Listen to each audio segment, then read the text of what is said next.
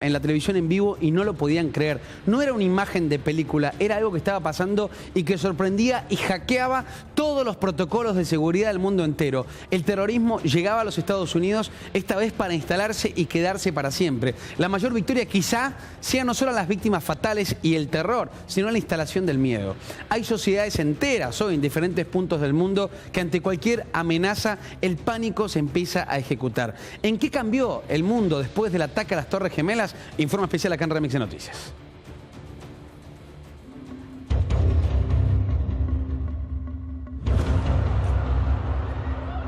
Era un sobreviviente más. Pero haberse detenido unos segundos ante una cámara lo hizo uno de los símbolos de lo que pasó aquel día.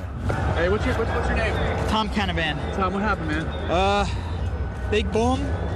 Come down the steps, everything fine till we got to the basement and then everything just fell in.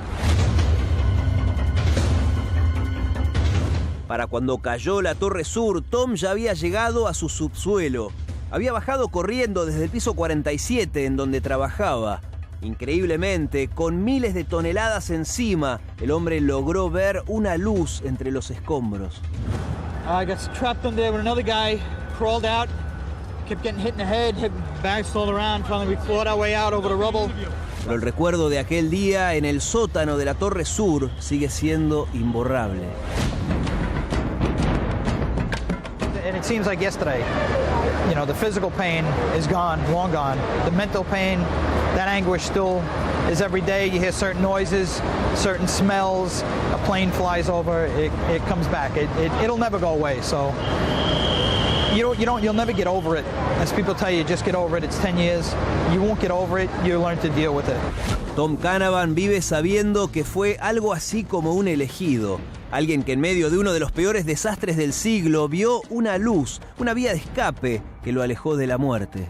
There's only 20 of us that were buried. I'm one of those 20 people that managed to get out of here alive. There has to be another reason I'm here. I don't want to go through the pressure of it. I don't question why. When it's your time, it'll be your time, no matter where or what you're doing. I'm a big believer in that. And with all the therapy I had to go through to help me, what I realize is you can't change the past. You can't worry about the future. So the only thing you have is right now.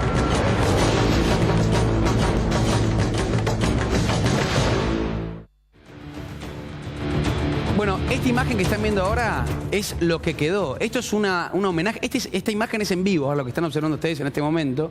Y ustedes se piensan qué quedó. Realmente yo creo que es una de las imágenes más impresionantes. Yo de recorrer esto que quedó, lo que se conoce como el Ground Zero o la zona cero, hoy en el corazón de los Estados Unidos. En este lugar estaban las Torres Gemelas. Hoy hay una simbología, como si fuese una especie de cascada de agua de la eternidad, como ellos llaman, permanentemente, que está en circulación. Es una imagen realmente sorprendente. Quizá en televisión no logramos tomar la dimensión del tamaño que tiene ese cuadrado que están viendo ustedes ahora en vivo, pero esto es parte de lo que quedó de las Torres Gemelas, obviamente hoy recreadas, y se han creado torres nuevas también, y quiero saber un poco más sobre lo que ha dejado este atentado, así que por eso llamamos a Horacio Calderón. Horacio es un analista internacional de renombre, la verdad que es un placer tenerlo acá. ¿Cómo estás, Horacio? Buenas tardes. Gracias por invitarme. Un placer enorme, gracias por venir. Pero por favor. ¿Qué cambió, Horacio, después de este día? 2 aviones, la marca. Yo decía recién, por lo menos en mi apreciación, sí, la mayor victoria del terrorismo es la instalación del miedo. Claro, fueron 4 en realidad aviones, ¿no? Sí. 2 contra las torres. Uno contra el Pentágono y otro que lo derribaron los mismos pasajeros, sí, ¿no? Sí, exactamente. Salvo que haya sido derribado por algún avión militar, pero yo no creo. Creo que fueron realmente los pasajeros porque hay testimonios, se ha difundido mucho en internet, incluso ahora, últimamente, hasta comunicaciones por celular, etcétera, lo cual ya no deja lugar a dudas, ¿no? ¿Qué ha cambiado el mundo? Bueno, prácticamente de manera total. O sea, y lamentablemente las lecciones del 11 de septiembre no le han servido a ciertos actores internacionales, por ejemplo, Estados Unidos, Francia, Gran Bretaña, etcétera, ¿no? Que años después, hoy día, y desde hace, por ejemplo, 5 en Siria, están respaldando a la rama de Al-Qaeda en este país para derrocar a un gobierno, que será un gobierno dictatorial, etcétera. Nadie hace juicio de valor, sino hablando objetivamente.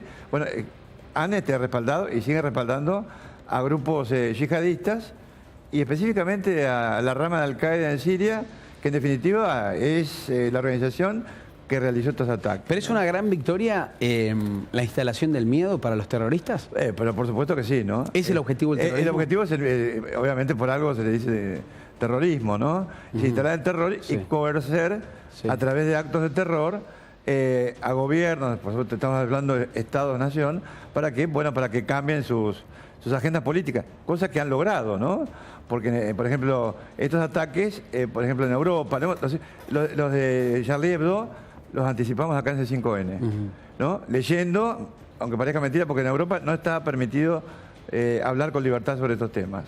Pero leyendo los documentos de las revistas de Al-Qaeda y del ISIS, la de Al-Qaeda se llama Inspire y la del ISIS se llama Davik, en la cual ellos señalan blancos concretos, tácticas diferentes para, por ejemplo, realizar, por supuesto, atentados en todo el mundo, ¿no? Quiero compartir con vos, porque Barack Obama, el presidente, ya en su recta final de los Estados Unidos... Gran cómplice de Al-Qaeda actualmente, ¿no? Epa, ok, vamos a escucharlo y lo analizamos. Dale, mandale. Recordamos y nunca olvidaremos que ese día 3.000 hermosas vidas las perdimos. 184 hombres y mujeres y niños aquí. El menor apenas tenía 3 años. Honramos la valentía de aquellos que pusieron su vida en peligro para salvar a tantas personas. Nos congregamos y oramos en gratitud por la fortaleza, por lo que hemos hecho en estos 15 años. Y renovamos el amor y la fe que nos mantiene juntos en una sola familia estadounidense. 15 años puede parecer mucho tiempo. Para las familias que perdieron a sus seres queridos, me imagino que puede parecer como que ocurrió apenas ayer. Tal vez es el recuerdo de un último beso o el último adiós a una madre o un padre, a una hermana o a un hermano.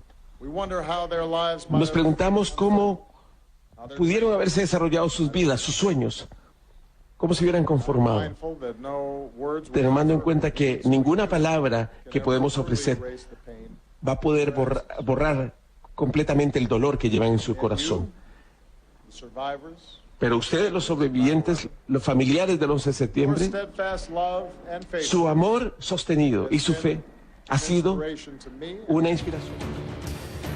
Ahí está Barack Obama hablando. Me dijiste antes de presentarlo... Retórica pura. Barack Obama, por ejemplo, ha contribuido a enervar, es decir, de alguna manera, de manera indirecta, a fomentar el crecimiento de grupos terroristas, por ejemplo, derrocando regímenes laicos, musulmanes, pero laicos en cuanto a lo que son las instituciones del Estado. Tal es el caso de Libia, que ha destruido el país. Actualmente Libia es un reducto de Al-Qaeda y un reducto del ISIS.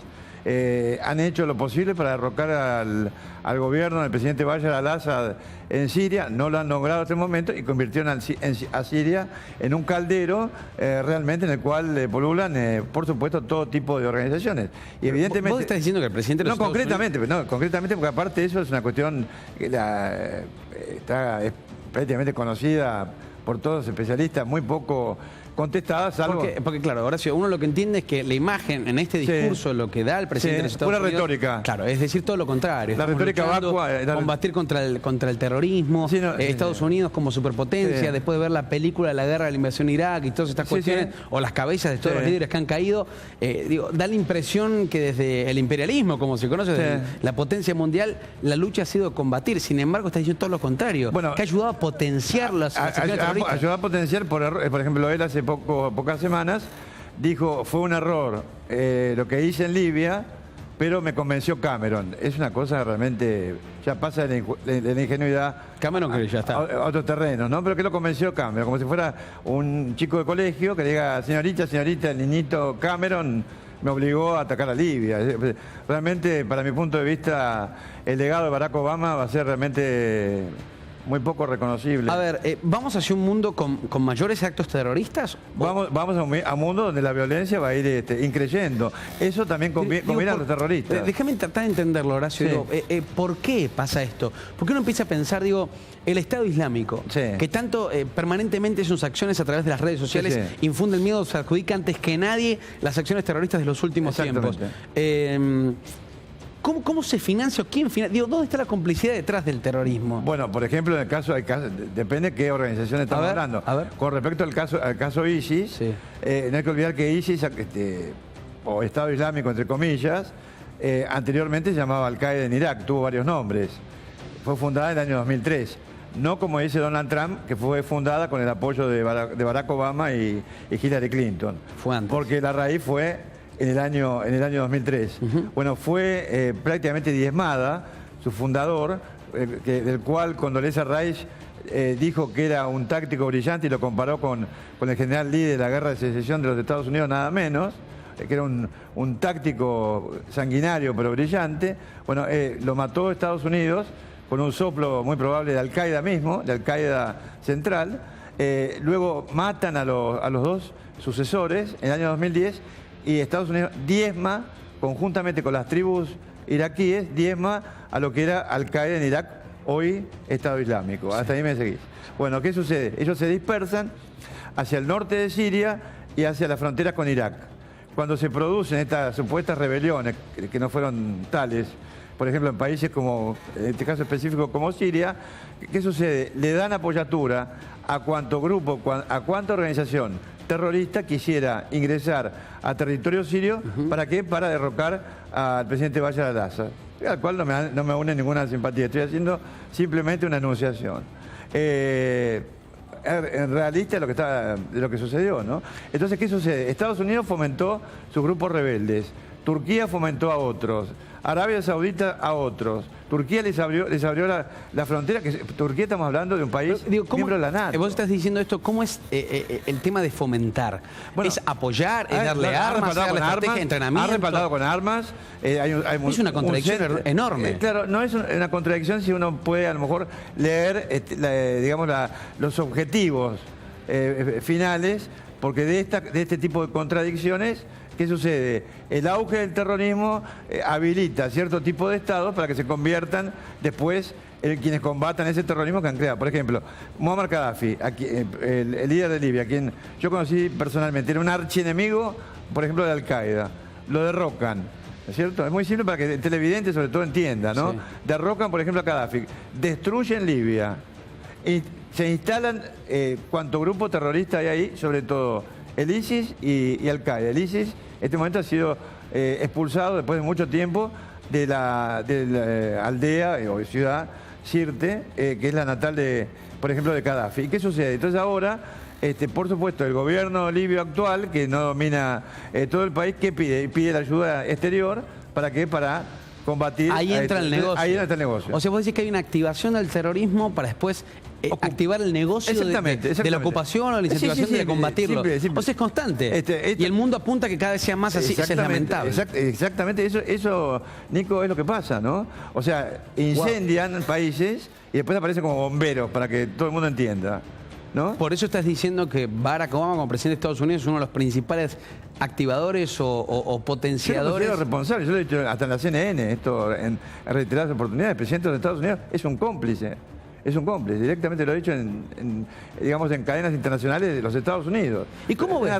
Porque también digo, como ves la cara del presidente de Estados Unidos diciendo esto, y lo bajo un poco acá a la Argentina. Hoy Eugenio Bursaco, secretario de Seguridad de la Nación, está diciendo que hay ciertas personas, sospechan de ciertas personas que han sido entrenadas en ISIS en nuestro país. Se está hablando de terrorismo, claro, más allá de lo que hemos vivido hace años acá, ¿se está hablando de células terroristas actuales en nuestro país? Bueno, hay una cuestión que no sé si... Yo no alcancé a leer el artículo. Eugenio Bursaco es profesional, ¿no? No es un hombre mediático, que le interese que lo que diga repercuta enormemente, no está en ese tipo de shows. Ahora, lo que él dice, creo interpretar, porque yo también lo he manifestado, Ali Soufan es un ex miembro del FBI que ha formado un grupo llamado The Soufan Group en inglés, ¿no? Bueno, este grupo sacó un informe con una cantidad aproximada de combatientes del ISIS, sobre todo en Siria e Irak. año 2012, el informe yo lo tengo, y hay 25 argentinos. El número. Pero lo que yo quiero, siempre he pedido a Estados Unidos, señores, pónganle nombre al número ese. ¿Estas personas están vivas? ¿No están vivas? ¿Cómo se llama? Ahora, esto me está diciendo en el 2002. El 2012. 2012 había 25 argentinos, según este informe, miembros de ISIS. Sí. No en Argentina, sino en el exterior, entrenándose. ¿Y ahora? Bueno, ellos nunca respondieron, nunca dieron nombres, porque obviamente para mí es una preocupación, pero no solamente a ver que... ¿Es solamente de ISIS o de otros grupos también? No, Al-Qaeda, por ejemplo, el caso de Al-Qaeda, hay un caso de un argentino que se casó con una yihadista, una extremista, creo que marroquí, y bueno, y que milita en Al-Qaeda, que fue detenido en España, por ejemplo. Si tenés un... O sea, son 25 argentinos en el ISIS, pero según... 20, 25, pero según este Ali Soufan, que es una persona también muy seria, y yo estimo que a lo mejor no he leído el artículo de fondo. ¿Es posible, Horacio, que existan, células terroristas de argentinos que se hayan ido a entrenar, estos entrenamientos de ISIS, como se ha analizado hace poquito en Francia, y que hoy estén presentes en nuestro país? Yo no lo puedo desautorizar al secretario de Seguridad porque él manejará mejor información que yo. Pero es factible, es factible. A ver, es posible. Ahora, la posibilidad hay que separarla de lo que es el grado de probabilidad, ¿no? De que esas personas que se fueron hace años a Siria e Irak, calculemos a lo mejor después del año 2011 algunos, bueno, estén vivas o no, pero hay que identificarlas. Hay una diferencia, y déjame llevarte de país en país, obviamente bajando acá a la Argentina, para que todos podamos entender, porque tenemos un desconocimiento total del terrorismo acá en nuestro país. Sobre todo los que gobiernan. Está clarísimo. Y no digo ahora, lo que estaban antes. Todos. De hecho, Argentina, tiene una historia de ataques terroristas, pero que no tiene la dimensión de lo que hoy está pasando en el mundo con los grupos que hoy están accionando en el mundo. Ahora, si uno analiza Francia en el último tiempo, de lo que pasó en el Bataclan, que se decía, por ejemplo, que ciertos musulmanes que son franceses habían ido a entrenarse para después cometer en su país estos atentados, la diferencia fue la última cuando este tipo que agarró el camión terminó pasando por encima de mucha gente que decía que era una persona que se proclamaba, pero que no había ido a entrenarse, sino que ya asumía los valores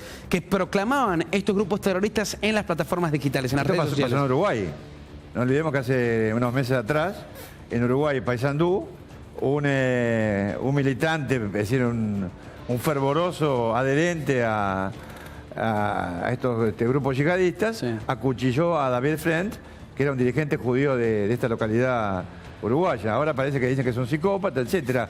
Pero el mensaje que da el ISIS, el mensaje que da Al-Qaeda, a través de sus publicaciones, apuntan también a los psicópatas. Porque solamente alguien realmente que está fuera de los cabales, salvo los que piensan, los que planifican, que lo hace con una lógica bastante fría, puedan, por ejemplo, tomarlo en un camión y estrellarlo contra una multitud y matar tamaña cantidad de gente. Ahora, a mí lo que me preocupa realmente... Son lobos solitarios. Sí, sin dudas. También en Francia pasó, este símbolo, o en otros países alrededores, esto de que se empiezan a detectar niños, se entrena a niños. A niños, vos hablas de mentes psicópatas, pero también de mentes inocentes, que cuánta más inocencia que un nene, ¿no? ¿Este es el camino realmente de estos grupos terroristas, entrenar a los más chiquititos? Bueno, es una de las herramientas que utilizan, porque ¿quién va a sospechar? Bueno, ahora imagínate que ahora hasta los chicos van a estar bajo la lupa, ¿no? También usaron mujeres, ¿no? Y no son pocas las mujeres que se inmolan también en actos terroristas, sobre todo en ataques terroristas dentro de los países estos en guerra, ¿no? Según lo que vos me venís diciendo, Horacio, o sea, ¿no hay política contra el terrorismo? No puede haber, mira, el Papa fue muy claro en eso. Si se quiere bajar el nivel de agresividad del terrorismo, más o menos, ¿no? Lo puedo citar entre comillas, hay estados que deben dejar de apoyarlos. Se calcula que al ISIS, vos me preguntaste algo, y después se derivó al otro tema, de quién financia el ISIS. Bueno, el ISIS, para que vos te des una idea, se financió. Robaron entre 600 y 800 millones de dólares en los bancos de Mosul cuando llegaron a Irak con el visto bueno, porque ellos también, Estados Unidos tenía un portaaviones cerca. Entonces, ¿cómo permitieron, ¿no?, que una columna enorme de vehículos utilitarios de última generación, armados con armas de última generación, penetraran en Mosul, que es la ciudad más importante de Irak, después de Bagdad, con más de 1 millón de habitantes, y la tomaran? Bueno, se llevaron de ahí nomás centenares de millones. Y después los millones de dólares que han vendido, pero una cantidad exorbitante durante muchísimo tiempo, sin que nadie bombardeara destilería, ni depósitos, ni nada, a países, por ejemplo, lindantes con Irak y con Siria. Desde Siria, por ejemplo, a Turquía, porque Turquía ha sido un país, sobre todo el presidente actual, Recep Erdogan, facilitador de todo este terrorismo que ha crecido, sobre todo, en este caso particular, en Siria. ¿Argentina está preparada para tener políticas contra el terrorismo? No. En absoluto, no estaría yo hablando acá en C5N. ¿Y qué tenemos que Tenía que estar hablando con alguien del gobierno. Que... Nadie del gobierno te No llama, no consulta. Por lo menos del gobierno anterior, algunas consultas tuve, ¿no? Uno las mantiene siempre un poco en reserva, porque yo no hago tampoco campañas políticas por televisión, no me interesa, pero marca un poco la diferencia. Es decir, acá, por ejemplo, el otro día surgió el tema de las maras, por ejemplo, y el mayor especialista en maras del país estaba, por ejemplo, hablando en otro canal y nunca nadie lo llamó para decir cómo se combate las maras en Argentina, que son pandillas de origen salvadoreño que han crecido en los Estados Unidos y que Estados Unidos considera una amenaza no a su seguridad nacional, a la seguridad pública. Ahora, estamos a días de también, el mundo políticamente puede llegar a tomar otro rumbo. Estoy pensando en las elecciones de Estados Unidos, Donald Trump o Hillary Clinton. Sí. ¿Hay dos visiones distintas también para combatir el terrorismo ahí? Bueno, una, Hillary Clinton es globalista. Yo diría que es una división entre globalistas y nacionalistas. Y lo que sucede con Donald Trump es muy parecido al crecimiento de los partidos, por ejemplo, euroescépticos en Europa, ¿no? O los partidos que están en contra de las nuevas inmigraciones y que de alguna manera, bueno, son el resultado de las políticas que se han tomado en Europa, erróneas, por ejemplo, en el caso de Nicolás Sarkozy, en destruir a Libia y asesinarlo a Gaddafi, porque él también es corresponsable de esto junto con Estados Unidos. No solamente Barack Obama, el ideólogo fue Nicolás Sarkozy, el ideólogo de lo de Libia. Se plegó Cameron y entre Cameron y Obama. Entre Cameron y Sarkozy, sobre todo Cameron, lo convencieron a Barack Obama. ¿No es cierto? Entonces se crea en Europa, ya preexiste, yo viví en Europa del 2002 al 2005, donde no había todavía grandes ataques, etcétera, ¿no? Salvo, por supuesto, el ataque de Atocha. Pero mira, Horacio, ahí la estamos viendo a Hillary Clinton. ¿Qué imaginás que haría Hillary Clinton hoy contra el terrorismo? Bueno, ella sería una especie de halcón, que no sé hasta qué punto, porque el problema es hasta que Estados Unidos y otros estados del mundo no dejen de utilizar como herramientas políticas para sus intereses geopolíticos a los movimientos terroristas, como pasó, ¿dónde nació Al-Qaeda? Al-Qaeda nació en Afganistán cuando se le dio todo el respaldo posible a los grupos, que todavía no se había fundado Al-Qaeda, a los grupos yihadistas para que combatieran al ejército comunista soviético que estaba invadiendo el país. O sea, ¿qué resultó de eso? Crearon un monstruo que se llama Al-Qaeda. ¿Va a ser lo mismo? Claro, Hillary Clinton habrá que ver que... ¿Vos imaginás que es la continuidad de Barack Obama o no? ¿Perdón? ¿Es la continuidad de Barack Obama? No, yo pienso que no. Ellos tienen otros intereses, pero yo no estoy demasiado seguro que... Seguro que llevaron preso igual, que Hillary Clinton sea la ganadora en las elecciones. Entonces es muy interesante... ¿No estás seguro? O sea, no estoy seguro, ¿eh? O sea, puede pasar cualquier cosa con esto. ¿Y Donald Trump? Y Donald Trump tendría una política aislacionista, para mi punto de vista, anti-establishment en muchos aspectos, ¿no? No es que uno esté ponderando a uno y criticando al otro. Es siniestro este tipo, ¿no? Es una descripción, ¿no? Una política aislacionista diferente a lo que de alguna manera se ha marcado durante mucho tiempo el establishment americano. Él se llevaría bien, por ejemplo, con Vladimir Putin. Habría ahí una especie de pax con Rusia. No guerra fría. No guerra fría. Entonces habrá que esperar hasta noviembre a ver quién de los dos triunfa, ¿no? Digo, pero en esa cuestión, como vos decís, del mundo hacia afuera de los Estados Unidos o del mundo hacia adentro en los Estados Unidos, Hillary Clinton versus Donald Trump, al terrorismo, a lo que estamos analizando en este momento, ¿cómo configura? Porque es uno de los países más importantes de todos. Pero el problema es que ellos no combaten al terrorismo necesariamente. Sigue la misma política de poder potenciarlo. Utilizan a las organizaciones terroristas y hasta las crean como herramientas para sus intereses geopolíticos. No, sino qué sentido tenía, por ejemplo, derrocar. Entonces George Bush. O sea, acá vamos a los republicanos. Para que no se piense que después uno tiene un discurso pro republicano. No. Tenemos el caso de George Bush. Bueno, George Bush ataca Afganistán desde donde se lanzaron los ataques del 11 de septiembre. Tenía esos ataques legitimidad de origen. Ahora me pregunto yo, ¿qué legitimidad de origen podía tener la invasión de Irak, la destrucción de Irak, el asesinato de Saddam Hussein, porque se lo entregaron a los chiitas de gobierno para que lo ahorcaran, ¿no? Cuando Saddam Hussein era un archienemigo de Al-Qaeda, habían destruido las armas estas químicas, sobre todo que tenían en Irak, etcétera, ¿no? Se creó un casus belli, es decir, una pistola humeante, como se le dice en castellano, una especie de un fardo internacional, una pistola humeante que justificara la invasión de Irak. Hola, Horacio, es terrible. Sobre esta imagen que se sigue repitiendo y que es tremenda, estoy tratando de pensar, todos los que nos están mirando ahora, ¿dónde estaban en ese momento? Porque cada uno lo debe recordar. Cualquiera puede recordar dónde estaba cuando ocurrió este atentado tremendo, donde murió mucha gente inocente. ¿Estados Unidos sabía que iba a sufrir esto o no? Mirá, a ver, hay separar dos cosas. Yo no puedo probar ni entrar en la teoría conspirativa de pensar que, por ejemplo, que el presidente de los Estados Unidos o alguno de sus secretarios de defensa o de Estado conocían que se iba a atacar el país, por lo menos con este nivel de magnitud. Lo que sí yo te puedo asegurar, porque eso está en papeles escritos, que no es cierto lo que dijo George Bush, y tampoco es cierto lo que dijo Condoleezza Rice, de que no tenían ningún tipo de advertencia sobre el uso de aviones como misiles. Y yo te pongo el ejemplo. En el año 1994, un terrorista pakistaní, preso en Estados Unidos ahora con cadena perpetua, llamado Ramzi Youssef, que fue uno de los que intervino en el ataque en el World Trade Center del año 2003, bueno, él organizó una operación que se llamaba Operación Bojinska, para asesinar al Papa Juan Pablo II, y dentro de esa operación secuestrar 11 aviones, y esos 11 aviones cargados con bombas, destruirlos calculando que podía haber más de 2.000 personas muertas. Y además secuestrar un avión, cargarlo con explosivos, un avión de no tanta, digamos, tanto dimensión, peso, dimensión como estos 757 que impactaron en las Torres Gemelas, y lanzarlo contra el cuartel de la CIA, en Langley, en Virginia. Eso está escrito.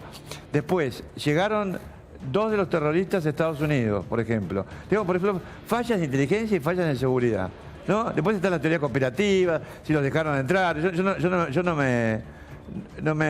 Porque muchos hablaban después también de los negocios de la familia Bush con la familia Laden. Claro, lo que pasa es que Bin Laden, la familia Bin Laden, yo te claro que yo estuve prácticamente refugiado por unas semanas en Sudán, cuando estaba Osama Bin Laden viviendo en Jartum, a 3 o 4 o 5 kilómetros donde yo estaba en ese momento, que era un hotel. O sea, la familia Bin Laden, o sea, el Bin Laden Group, que era un grupo económico poderosísimo, fundado por el padre de Osama Bin Laden, que tenía varios miles de millones de dólares de capital, etcétera.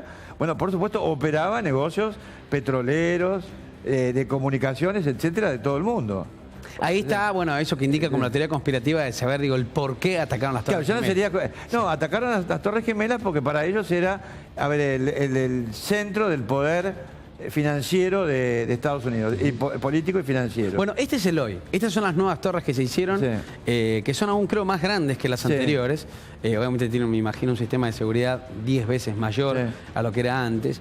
Digo, al hoy, los Estados Unidos, ¿cómo está parado respecto al mundo en estas políticas terroristas? ¿Sigue la misma lógica o realmente cambió algo? Más allá de la ciudadanía, que hablábamos recién de la instalación del miedo, en cuanto a la dirigencia, en estas imágenes que estamos viendo hoy, ¿qué cambió en Estados Unidos? Bueno, yo creo que no ha cambiado favorablemente nada, y diría que durante la presidencia de Barack Obama, estamos hablando de un premio Nobel de la Paz, se destruyeron países inútilmente, por lo menos Libia. Se destruyó el país que estaba liderado, pues, está bien, a ver, supongamos que es un dictador, se acepta que sea un dictador, pero ese dictador, ¿qué era? Era un líder de una confederación de tribus que mantenía el país unido y que tenía un proyecto de unidad, un proyecto de nación, de Estado-nación, que es lo que estos grandes centros del poder mundial, dicho sea esto con nivel académico y no ideologizado de mi parte, bueno, intentan de alguna manera debilitar o disolver, ¿para qué? Justamente para avanzar con el dominio económico. Horacio, decime cuál es político, etcétera. ¿Cuál es el propósito de los grupos terroristas? Bueno, el propósito de los grupos terroristas, obviamente, en el caso de este supuesto califato, es justamente fundar un califato global, cuando hablo global, por el momento porque no tiene frontera, pero yo he traído, por ejemplo, acá C5N, mapas del califato, y vos verás, por ejemplo, en negro, todo España en negro, por supuesto todo el norte de África, todos los países, pero ves todo España en negro porque ellos dicen que España, de alguna manera, tradicionalmente, le pertenece porque el famoso reino del andaluz, que acá le dicen que acá se confunde y hablan con Andalucía, no, que llegó hasta el mediodía de Francia, hasta el sur de Francia, hasta que Carlos Martel derrotó. Entonces ellos, el objetivo de ellos es justamente restaurar un califato global. Es un proyecto no solamente de Al-Qaeda y del ISIS, sino de casi todos los grupos. Lo que pasa es que la idea de Al-Qaeda es totalmente diferente a la del ISIS. El ISIS, para mi punto de vista, le permitieron ser fundado como califato en Siria e Irak, justamente porque se quería lograr algún tipo de consecuencia geopolítica por parte de los diferentes actores que intervinieron en su crecimiento. Yo quiero para la gente que se está sumando en este momento. Acá está. ¿Estos son mapas? Acá tenés el mapa de España, fíjate. Mapa de España y acá tenemos todas las regiones que han estado bajo el califato, ¿no? Esto está en árabe, hay una versión en... ¿Pero esto en qué año estamos hablando? No, estamos hablando de siglos atrás. Pero este mapa es actual. O sea, este mapa lo comparten tanto Al-Qaeda como ISIS. No sé si me explico. O sea, hay un mismo propósito. Es un mismo propósito. Lo que yo te estaba hablando no es que este mapa... No, ahí tenemos, por ejemplo, España, ¿no? Entonces ellos creen que España debe volver a ser parte de su califato. Y cuando hablamos de califato global, en el siglo XXI, no hablamos de un califato territorial circunscripto a esto. ¿Por qué? Porque hay países que están siendo atacados en Europa que no han tenido absolutamente nada que ver históricamente con esa gran guerra que hubo entre reinos cristianos y... ¿Bélgica, por ejemplo? Por ejemplo, Bélgica es un punto más que de ataque, es un punto, digamos, donde se asientan los terroristas para planificar ataques en otro país. ¿Sabés que hace poco estuve en Bélgica? Realmente hace un mes de haber estado en Bélgica. Es increíble lo militarizada que está la ciudad. En marzo tuve un atentado, pero desde un subterráneo, desde el centro, en cualquier lado, se bajan tipos que son marines, son realmente impactantes. Horacio, un placer que hayas venido. Bueno, lástima el tema, ¿no? Pero yo soy especialista en esto. No, pero de verdad que siempre está bueno poder entenderlo. Y es una fecha especial donde muchos, de verdad, siento que se acuerdan dónde estaban en ese momento las Torres Gemelas. Ha sido un antes y un después en la humanidad y hay que ver un poco el presente. Por lo que se ve el futuro es más complejo. Gracias por invitarme esta noche. Estoy con Roberto Funes también de vuelta. ¿Está con Robertito? Sí. Bueno, rompe la visa, pero el paso... No, está perfecto. Como el canal. Compañero del canal, por supuesto. Gracias, Horacio. Un placer enorme. Señores, así estamos, compartiendo con todos ustedes. En instantes vamos a tener un debate político. Hoy